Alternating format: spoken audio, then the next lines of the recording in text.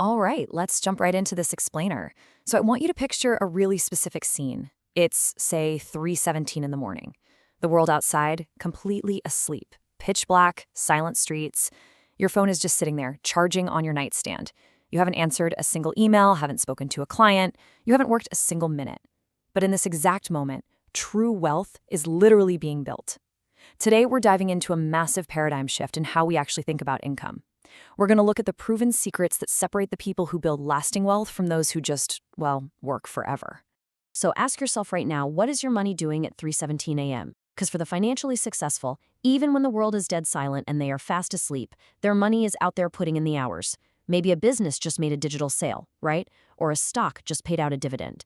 Someone downloaded their digital product, or a tenant's rental payment just hit their account. While they're literally sleeping, their bank balance is growing. So why does this happen for just a select few, while millions of other people work their tails off year after year and just never seem to get ahead?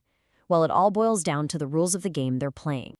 And this brings us to the biggest trap that most of us fall into: the number 24. Look, since childhood, we're all basically taught one simple rule, right? Go to school, get a good job, work really hard, and earn a salary. And hey, there is absolutely nothing wrong with hard work. But if the only way you earn money is by directly trading your time for it, your income has a massive, unbreakable ceiling. I mean, there are only 24 hours in a day for all of us. You can work overtime, sure, you can get promoted, but eventually you are literally going to run out of time. Wealthy people? They don't ask how to work more hours. They ask how to build things that create value even when they aren't working at all. Let's look at the actual root of financial struggle. Meet David and Michael. They're both 24, they work at the exact same company, pulling in the exact same salary. But watch their habits.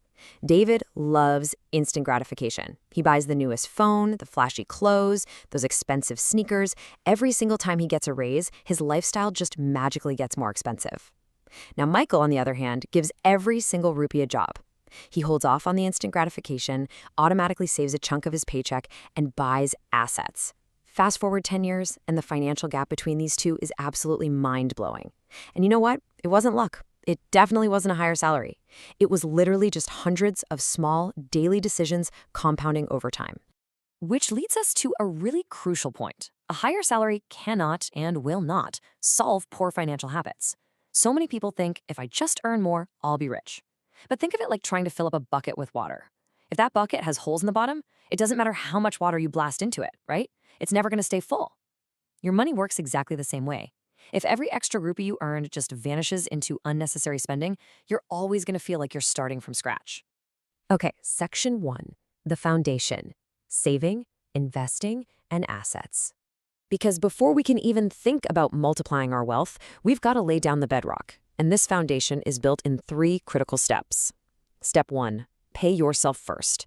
The very day your salary hits your account, automatically transfer a portion into savings or investments. Do this before paying the landlord, before the bank, before eating out. Step 2, invest those savings. Saving keeps your money safe, but investing, that puts it to work and protects your purchasing power from inflation. And that leads to step 3, buy assets. Now, to actually execute that third step, we need to know exactly what an asset is. Simply put, an asset is something that has the potential to generate income, appreciate in value, or provide some sort of long-term financial benefit. We're talking index funds, real estate, digital products, or honestly, even really valuable professional skills. A liability, on the flip side, is something that constantly costs you money to own, like a luxury car that starts losing value the second you drive it off the lot. Wealthy people spend their entire lives building assets. Almost everyone else, they spend their lives just collecting possessions. Think of your financial life like a garden. Building assets, it's like planting fruit trees. It requires a lot of patience. For months, it feels like nothing is happening. But eventually, that tree produces fruit season after season, year after year.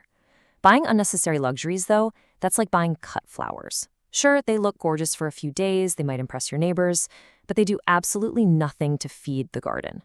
Financially successful people spend years planting fruit trees.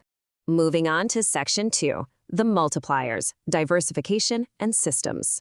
So once you've got that foundational garden planted, we move to the next phase, scaling your wealth so it doesn't depend solely on your physical labor. Now, I want you to answer this honestly. What would happen if your salary completely stopped today? How long could you realistically pay your rent, buy groceries, keep the lights on? A month? 3 months? The wealthy understand that relying on just one source of income is literally like balancing on a one-legged chair. It might feel stable for a bit, but the second the company downsizes and that leg snaps, your entire financial life comes crashing down. To fix that wobbly chair, we need financial resilience. And that means building multiple streams of income. Now, don't panic. This doesn't mean you need to start 5 different businesses tomorrow and completely burn yourself out. It just means taking it one step at a time. Maybe start by freelancing your current skills on the side. Then, down the line, perhaps create a digital product or an online course based on what you already know. Then you could explore content creation or a small side hustle. Remember, every single successful income stream starts as a beginner's project. The whole goal is just to reduce your reliance on that one single paycheck. And as you build these streams, keep this in mind. There is a massive difference between working in a business and working on a business. Picture a bakery owner, right? They're baking all the bread, ringing up customers, mopping the floors. If they get sick, the income stops completely. That is working in the business. The wealthy, they work on the business. They create standard processes, they use software to automate things, they hire and delegate. They're essentially building a system that keeps the bakery running and printing money even if they take a months-long vacation. All right, part 3, the catalyst, the snowball effect. This is where we hit the quiet underlying force that takes all your hard work and turns it into truly extraordinary wealth. It's the magic of compound growth. Look at Ethan here. He starts consistently investing 10,000 rupees a month at age 25. His friend Noah, he figures he's got plenty of time, waits a decade, and finally starts investing that exact same amount at age 35. They're both super disciplined, but because Ethan started 10 years earlier, he harnesses the power of compounding. His money builds momentum like a giant snowball rolling down a mountain. It's absolute proof that time in the market is a much, much bigger advantage than trying to perfectly time the market. But here's the really cool part. The snowball effect isn't just for money. Compounding applies to basically everything you do. Think about it. Read just 10 pages a day and your knowledge compounds. Practice a new skill for an hour a day, and before you know it, you're competing with the pros. Trust compounds in relationships. Your reputation compounds every time you keep a promise. If you focus on improving your habits by just 1% every single day, yeah, it feels invisible at first, but give it a few years, and those tiny actions snowball into a completely unrecognizable, amazing life. Which brings us to our final section, part 4, the shift, the investor mindset. Literally everything we've talked about in this explainer, the saving, the systems, the compounding, it all hinges on making one fundamental shift in your brain.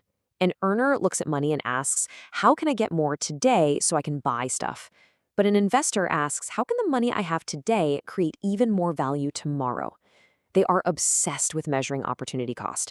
If they get a bonus and spend 50,000 rupees on a flashy watch, an investor knows they didn't just lose 50 grand, they lost what that 50 grand could have become if it was invested in a business or in learning a new skill. Every single financial choice you make closes one door, but it opens another. And, this mindset completely flips how you handle failure, too. When a project flops, someone with a consumer mindset sees it as a giant, flashing neon sign telling them to just give up and play it safe. But the investor, they see failure as an incredibly valuable education. They don't let fear take over, they just extract the data. They ask, okay, what did this actually teach me? Every setback is just prep work and data gathering to make a much smarter move next time. Because at the end of the day, the greatest investors always pour their resources into the one asset that literally nobody can ever take away from them, their own knowledge. The markets are going to go up and down, trendy side hustles will completely die out, but having rock-solid skills like communication, leadership, and problem-solving, those are going to open doors for decades. Like Warren Buffett famously said, the more you learn, the more you earn. Knowledge really is the ultimate investment that just keeps paying out massive dividends for your entire life. So as we wrap up this explainer, I want to leave you with one final thought to chew on. What is one financial decision you can make today that your future self is going to thank you for 10 years from now? Because true wealth isn't made in one lucky giant leap. Your future is literally being written right now by hundreds of tiny everyday choices. So don't wait around for the perfect salary or for some magical Monday to roll around. Choose the path of the investor, start laying down your foundation today, and finally put your money to work for you.